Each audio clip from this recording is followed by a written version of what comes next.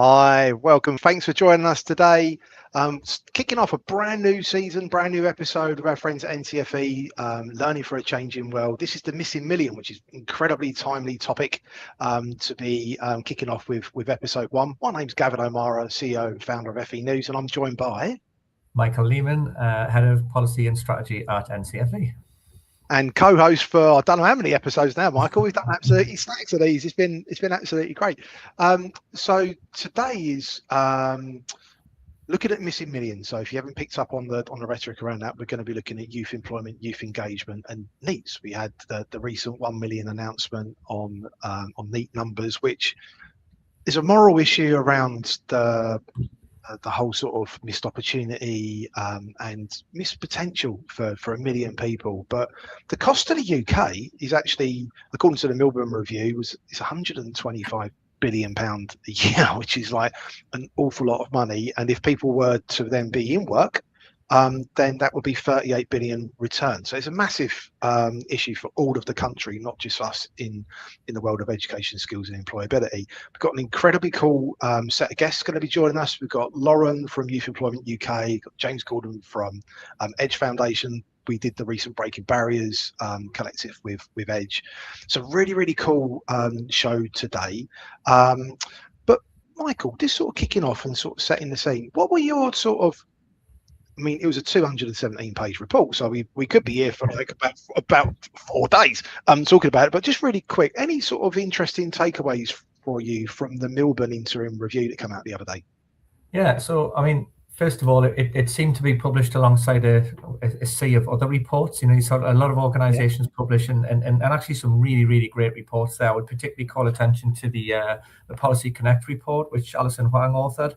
I thought that was a really good one, and most of them say the same thing, which is, you know, this is a really multifaceted issue. There's no sort of silver bullet here, and it's very complex. We've got things like the impact of COVID, mental health, the erosion of community services, all that kind of thing playing a part in here, and of course a really weak labour market to go alongside it. So I wasn't really surprised to see much of the things in the Melbourne report. I think the thing that really stuck out at me was this, that there was a sort of hint or a suggestion that colleges ought to be funded based on outcomes rather than bums on seats. And I can kind of see the thinking there, but I also think it's a relatively dangerous way to go. I think a lot of colleges do prepare learners really well to go out there into the world, but if there's a lot of factors involved in that. If there's a really weak labour market, particularly in that region, it's difficult to sort of tie that funding to the college. And of course it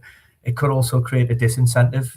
So if a college engages someone and think, God, this person's really far away from the workplace, if I take this person on, my outcomes are going to go down. So I do worry that some of the direction of travel maybe not be, might not be the best way to go here. But of course, that was the interim report. So, I'm going to reserve judgment really until the full report's out in the autumn. And it was like a proper 360 view of things, wasn't it? You were talking about the system based on the institution rather than the learner and the employer, I would say. I think the employer was that missing sort of bit off the end. But getting to that, NCFE is a massive employer, social mobility, charity, but a lot of employer voice has been sort of missing in this. Where would you sort of think we could be looking at the NEET challenge a little bit more from an employer perspective? Yeah, I'm glad you've asked that, because I think it's really important that employers play a really fundamental role in this. I think a lot of the focus is actually been on how can we prepare young people better, how can we help them get in the workplace, but actually employers could and should be doing a lot more in this space. I can speak for what NCFE have been doing, and it's by no means saying we've got this absolutely nailed, but we're really trying to understand young people more. So we set up a youth ambassadors network within NCFE, which is available to any of our workers under 30, and we have voice sessions with them. We can engage them, and they highlight some of the issues not only related to the workplace, but issues important to them in their lives, things like difficulties in saving for a house deposit and those kind of things. But also they give us really kind of practical, sort of examples of their own experiences in looking for jobs and finding it really, really difficult to both find that and to navigate that. So we've been able to do things off the back of that. We've really improved our work experience, both in terms of uptake, but also on the experience itself. Really trying to make intrinsic links between the skills that students can transfer from their education and contextualize that in that workplace setting. And we think that that's us playing a part in walking the walk on things like work placements, but work placements in general, but it also helping to kind of bridge that gap for learners between education and work. We're also looking at things like, a lot of employers really use qualifications as a blunt instrument when recruiting. Yep. And for us, we're really looking carefully at job descriptions and thinking, if we don't need that qualification in there, then we're not going to have that in there, because actually we don't want to cut out all of the great talent that might not have a degree in that subject. But actually, if we don't actually need that degree, why use that as a recruiting tool? So we've been able to improve the number of young people in our workforce. We've now got around 13% of our workforce is made up by young people. Cool. So we're taking steps to do that, and there's more we can do. But I think employers in general, have to play that greater role in that as well. Yeah. We've all been young people, haven't it? Do you know what I mean? So like, it's also like that contract really for playing it forward, but also looking at future talent pipelines and all the rest of it as to how we can all step in to address this. I mean, work experience is a massive chunk of the Milburn interim review, if you know what I mean. Talking about it from primary school, like to be looking at. So it's kind of interesting. Like I said, we could be talking about this for forever, me and you, Michael. We've got two epic guests. Let's bring them in. So I'm going to bring in Lauren Mistry from Youth Employment UK. Hey, Lauren, and going to bring in James Gordon from Edge Foundation. How are you both? Good morning. Great. Thank you. Morning. It's great to be on the other side of the screen this time, presenting rather than watching. Well, you're very, very welcome, James. So can I kick off? So what are the most significant barriers you would say are facing disengaged young people today? How have they evolved in recent years, Lauren? Yes, good morning. What a brilliant question, and I am conscious of time because this is something we could talk about for a really long time too. I think that there's a few points, and even when we kind of go through and talk about the barriers, this isn't just for disengaged young people. These are barriers that all young people are facing, but actually the things around them help determine and define whether they are kind of held back through these barriers and these moments or not. There's sort of two things I'd bring up that feel different in the last couple of years, or have been the culmination of differences, and then there are two or three that have been the same for always, and we really need to get to the bottom of. In terms of the most significant barriers for young people, work experience is one of the biggest barriers. Work experience is the biggest barrier every single year that young people in the Youth Voice Census tell us is either going to be the biggest barrier for them accessing work, is the biggest barrier for young people who are looking for work and who can't get it. And for young people in work, the majority believe they'd have got a job faster or a better job if they had had work experience. So in terms of one of the biggest barriers to work, it is always work experience. There is a continuing discussion and conversation around young people's understanding of what employers require from qualifications, knowledge, experience, skills, and that work experience point linked to, again, driven by not having work experience, not having Saturday jobs, and some of those wider experience also appear to be lessening. So young people are getting less social action and volunteering opportunities, but also less extracurricular, less sports, less skills, less arts moments that start from primary school, and particularly as they move into secondary and beyond. I think the two things that feel different in previous years, and we'll continue to see as this year's Youth Voice Census launches in September, is this mood and moment of young people across the nation. It typically would be that we'd get a Brexit split of young people who were confident and unconfident, 48-52. Are you confident in your skills? Do you think there are opportunities for you? Do you enjoy where you study? Do you think that you are going to be able to progress in the future? And you'd see that halve pretty much, and you would typically be able to see who and how was affected. That led us to being able to create programs, narrative, marketing and comms that were able to reach two distinct voices. We have now this group in the middle that are most disengaged. Actually, when we ask those groups those questions, they absolutely don't think that those questions are for them. Actively stepping back, thinking that there isn't a point in having a conversation about opportunities because there won't be any for those groups of young people. That is a real moment for us to think about, and particularly when we talk about hidden. Those young people are hidden from the systems. And then the second thing we'll see more this year, but we had seen in previous years, is particularly around gender.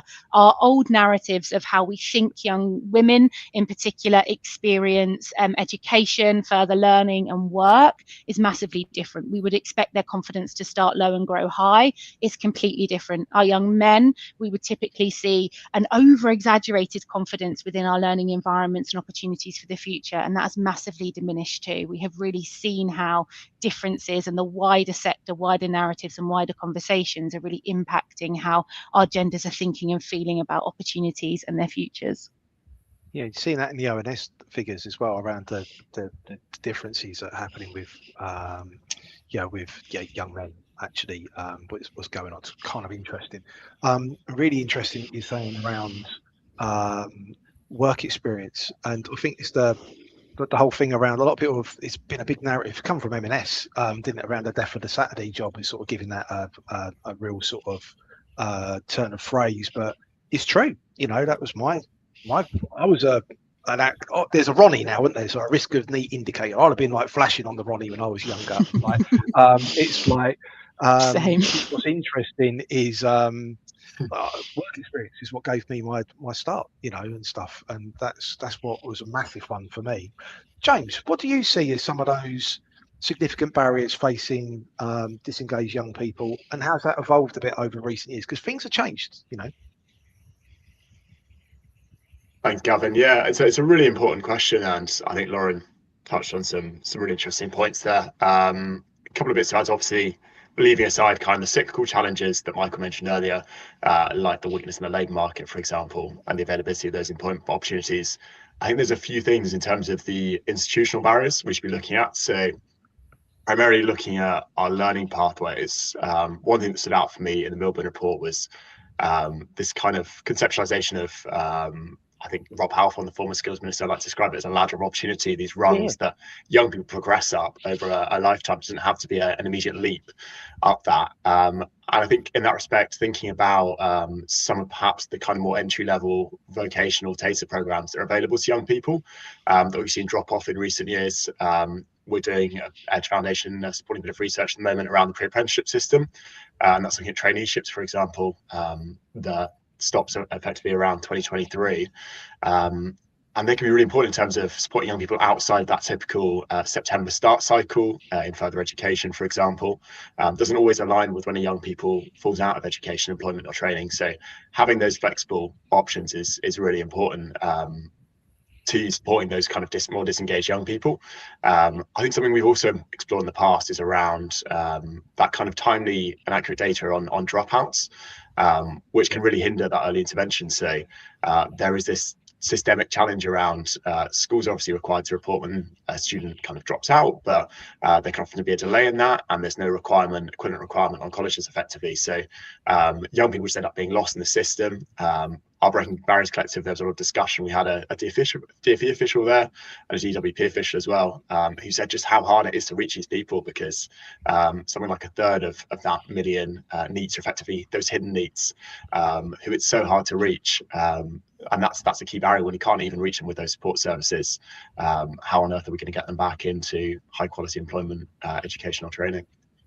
Yeah, no, 100%. I think that's why that Ronnie, I think, is kind of an interesting development, really. So a risk of NEET indicator, because there's so many different things in that massive report, and I think that was like that's kind of interesting. I mean, Michael, I can see a nod going on. I've got loads of comments I need to drop in as well, if you know what I mean. You're talking my language very much, James, really. I mean, I think that the importance of having really, appropriate qualification pathways, particularly at those lower levels, which you've mentioned, is absolutely vital for a lot of young people. And you've really touched on a question I wanted to ask, which is, about people who fall out of education and training. We see like there's certain sort of phases, between going from Key Stage 4 to Key Stage 5, but actually there's a lot of people that we have at 16 enrolled in a college or a training provider, and we lose them somewhere before they turn 18. And what, in your experience, approaches have proven the most effective in re-engaging those young people who actually fall out of education and training? How do we get them back? I mean, that is the $1 million question, or even the £125 billion question, really, for the solutions report in the autumn.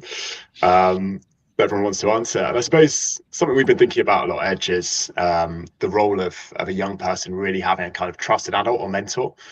They can rely on someone perhaps outside of the formal education system that will stay with them even after they've moved into sustained employment, and can help them stay in that role, not only move into that one. There's not been many formal programs in that respect in the UK if we look at the kind of policy history here. But if we look to the continent, there's a few really interesting examples, like in Belgium, for example. There's one scheme called, I think it's called Duo for a Job.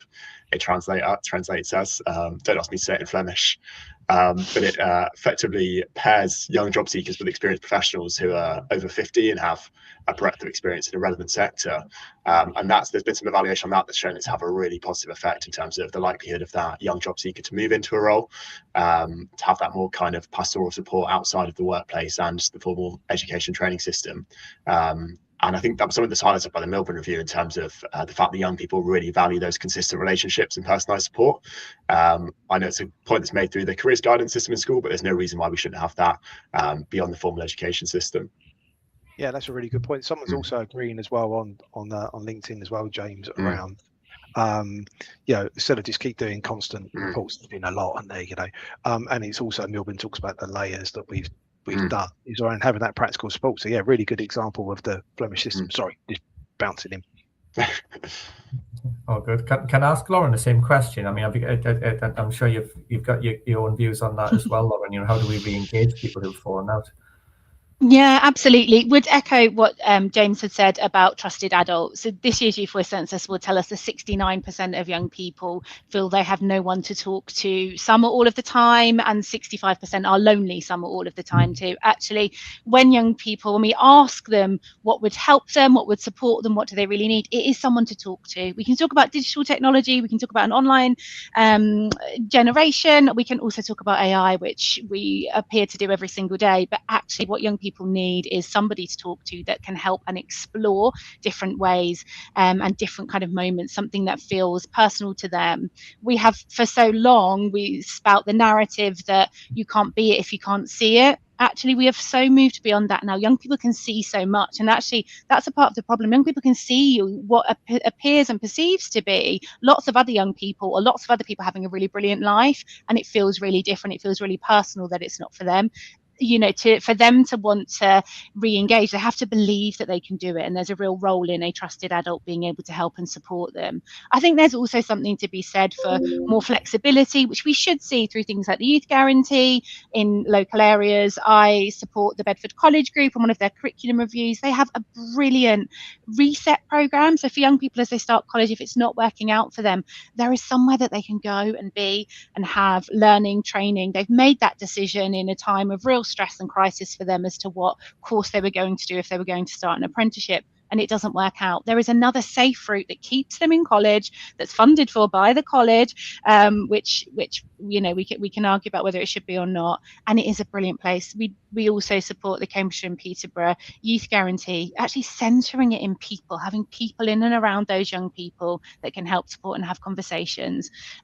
Is it cheap? No, but is it effective? Yes. So I think we really have to work that through. I think then there's also examples across the West Midlands Regional Transition Partnership, where they have been working with college and learning environments across the summer, ensuring that young people come in across the summer, that they're fed, that they see the environment, they know the transport routes, all of that work that lessens anxiety, also gives those groups of young people something to do so they don't kind of fall out of a system, fall out of momentum and motivation. So what we have are these really small pockets of good practice, but the Milburn Review has to really be able to supercharge that. It has to enable college learning environments training providers to put in that extra pastoral support that young people need so much.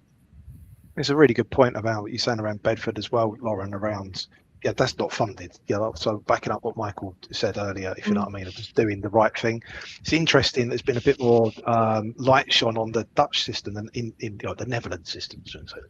The Netherlands system around that there are this alternate routes for people if they do reach a roadblock, that it's not like that's it, you now off the cliff, because we say so many times the cliff in recent reports, isn't there? There's a cliff edge constantly. Why have we got so many cliff edges, not bridges? Do you know what I mean? And it's like how do we sort of help people with that? Mitzi's put a really interesting point over around developing a constant like learning culture. I mean, mainly in employers. Sorry, James, it's like literally wiped out your face on the picture. But I think it takes me to something interesting around flexible alternate qualifications. Like, so, this is interesting around what's happening with the missing million, particularly those that are missing, as James, you said. There is a massive proportion of those that are NEET are just like off the radar, So what can we do? And also picking up on Bedford, really, what can we do around sort of flexible alternate qualifications or ways of supporting re-entry, bringing people back, and to give kick off progression again, that bridge rather than cliff edge for NEET learners. What can we learn? What can we sort of do? Michael, I know you've probably got loads of thoughts on this as well, but James, anything that you're sort of thinking? Yeah, I think I'd wholeheartedly agree. I mean, the short flexible courses are so important in terms of, particularly when a young person, we know that young people, for example, with caring responsibilities are more likely to be NEET. Young people with complex learning challenges are more likely to be NEET, and they may be better suited to these more shorter flexible options that can kind of work around their existing commitments. So that's a really important intervention for those people. I'd also highlight around short courses the fact they not only build those technical skills that are key for jobs, but they often build essential skills that kind of align with that skills builder framework. For example, they might improve a young person's problem solving and communication. Those things might be less easily measured, but I think we're seeing some positive changes on behalf of the government, and particularly Skills England. I know it's something you spoke about with Phil Smith recently, Gavin, about the standard skills classification, having that common taxonomy for skills, particularly those essential skills, those more soft skills that are less easily measured, but being able to kind of keep track of how a young person is acquiring those skills over the course of their lifetime. I also think we're seeing some broader, more positive policy changes towards establishing that real culture around lifelong learning and adopting a more modularised approach, most obviously through the lifelong learning entitlement that's coming to force next year, finally after a lot of delays, but that will be available for short courses at all levels, and that's really kind of designed to provide more of a parity of esteem between academic and technical routes, but also to provide that loan funding for those modular courses, as opening up those opportunities. And I think there are really high quality short courses out there. There's a fantastic provider market for them. It's just about opening up more access to them for young people. Yeah, definitely. And Skills England talking about that skills compass as a trial that they're doing, which I think is interesting. And then local skills dashboards to better point, to stuff, which is interesting. Lauren, what would you sort of like to raise on that? I'm also flying out of time as well, so I don't know how I know it's happened. It's such an important topic, but yeah, I think Michael can probably come in on the functions, kind of the technically and kind of functionally, financially, how it can all work from that young person's perspective. There's absolutely a place in terms of echoing what James said about having flexible courses, not just though flexible qualifications. It has to be more flexible than just being shorter or kind of moving it around. From young people's perspective, it does also have to be more flexible in terms of entry points, how it's paced, assessments, what a pastoral support is there too. I think if you think about what a shorter course or a more flexible course could do for someone who was close enough to the labour market, you could see how that could really change something. But if you were to have a young person who was really far away, to be able to engage them, even if that course is then shorter, 6 or 9 months, it has to have more. It has to have something that is more flexible in terms of having an employer work experience, employer engagement. There is so much more that young person is going to need to be able to kind of help and explore as part of it too. So absolutely think there's a place and a space for those groups, but it can't solve every problem, particularly those who are hidden from the hidden million. We talk about that group within the middle. It has to be flexible in lots of ways, not just a bit shorter. But I can absolutely see how there are groups of young people who would really be able to engage in it if it was. Yeah, definitely. Michael, I know we're co-hosting, but you live and breathe this every day. Yeah. You know what I mean? This is literally your bread and butter. There's also around the flexibilities with that and trying to find those bridges. What are your thoughts on that? Because there's a lot of change. Do you know what I mean? There's a lot of change. And it's like value, currency of people understanding what different modules, different qualifications could be as well, isn't there? Around sort of how do we communicate that as well, basically. Yeah, so I mean, I think James made a really important point about the kind of people who are more likely to struggle in this space are those who need the flexibility the most. Yeah, 100%. And I'm heartened in the sort of devolution in the post-19 space actually, I think, will start bringing more opportunities for shorter, more modular bits of learning, which are absolutely what people will need. I'm a little concerned that some of the reforms to the 16 to 19 space take some of that flexibility away. You know, we're going from a system which, you know, we can have what we call nested qualifications. So if a learner, for example, at 16 does a course for a year and decides, actually, I want to change course, they could receive a certificate at the end of that year, you know, and then transfer it to another course, so not losing what they've learned. But actually, this new system is very much 2 years high stakes. If you don't complete the course, you leave with nothing, and I think that's potential roll of the dice for government at a time of high NEET. So I think we should be looking at the under 19 space, and actually, where are the safe off ramps for learners? How can we recognise that partial achievement? How can we, you know, let them build on what they've already achieved and change their mind? Because one thing we do know is people will change their minds. You know, we've got decades of evidence to say that. So, you know, and actually, I love Mitzi's comment, because actually what she's talking about is that developing self-efficacy. You know, it's the stuff that problem solving, teamwork, communication, you know, they're the things that are really, really going to set learners aside and help them to get a job and to stay in a job and to keep those skills relevant. Yeah, 100%. No, 100%. We're sub 5 minutes, but Michael, you've got like a probably got the most important question that we've all got like minutes to answer it. Yeah, should we ask the last question, Gavin? Because I think we had two more that we planned to ask, but I think that I'm more interested in that last one. And everyone, how are we gonna? So wrapping it up. So if we could look at one way to better tackle the NEET challenge for individuals, for employers, or the wider economy, what would you want to see if you could see one thing, Lauren? And one. Very, very, very good question along here too.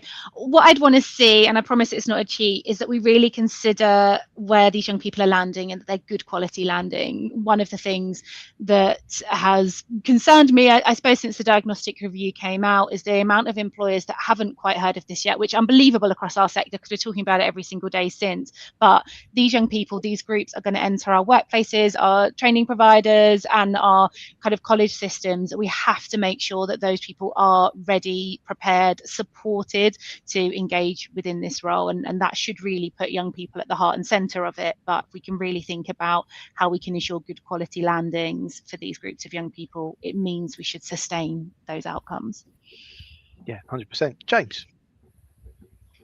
Thanks, Gavin. So hard to pick out one point because it's so holistic and multifaceted, this challenge. But I think one thing that kind of stood out for me from the Milburn review was the fact that employers need a greater role within the classroom and the school system more generally. I think that's obvious things like work experience and high quality careers advice that doesn't necessarily push young people by default down the academic route, that kind of makes young people aware of high quality technical education options at post 16. But I think looking at Edge's practice element of our work, we've done a lot of work around real world learning, for example, project-based learning, teacher externships. There's so many great examples out there in schools and colleges across the UK. I think anything we can do to spread that practice is really shown to have a greater increase the probability of young people moving into high quality employment or training post 16. So I think that's something we should really be looking at. Yeah, and it's interesting that both you and Laura both said high quality training, high quality roles and sustainable careers. You know, you don't want to dead in, like you're in now, you're out, start bouncing in and out. Michael, I'd be really interested here.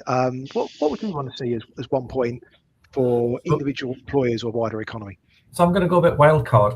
What I'd really like to see is government working this at a true cross-departmental level. It still feels like the Milburn report is very much under the banner of the DWP, and this problem spans, you know, DFE, it spans Department of Health and Social Care. Treasury have got a really vital role to play here. So actually, I think, you know, the governmental focus needs to be further, more wide-ranging, and, you know, right across lots of different departments if we're really going to shift the dial on this. Definitely, a really, really, really good point. We need systems thinking that all joins up. People don't fall through the cracks of departments, let alone stuff that's going on for it. For 100%. For me, I think there's 705,000 vacancies according to the last ONS figures. If you just had like the 1 million, whatever many it is, NEETs, like there isn't enough jobs for NEETs. That's for the whole labour market. So how can we unlock? It's a bit like yours, Michael, on systems thinking, really. How can we unlock and incentivise more for employers, for young people, and for everyone? You know, there's been a lot of things that have come in place which have made it difficult for employers to better to look at workforce and make that easy at the moment. It needs to be another area to be able to unlock it. Really cool show. We're out of time. I can't believe, well, I can, but Lauren and James, thank you. Michael, as always, it was really, really good to host with you. Next week, we got episode 2, and we're looking at NEET today. We're looking at Never Too Late to Learn. So picking up a little bit on Mitzi's point. You have to join us, Mitzi, for that one. So thank you, everyone, for joining us today. A really important topic. Let's just hope with the interim review, we can have a bit more systems thinking, a bit more employer focus, and a bit more joined up thinking. So we've got bridges rather than cliffs for NEET. But thank you, everyone, for joining us today, and we'll see you next week.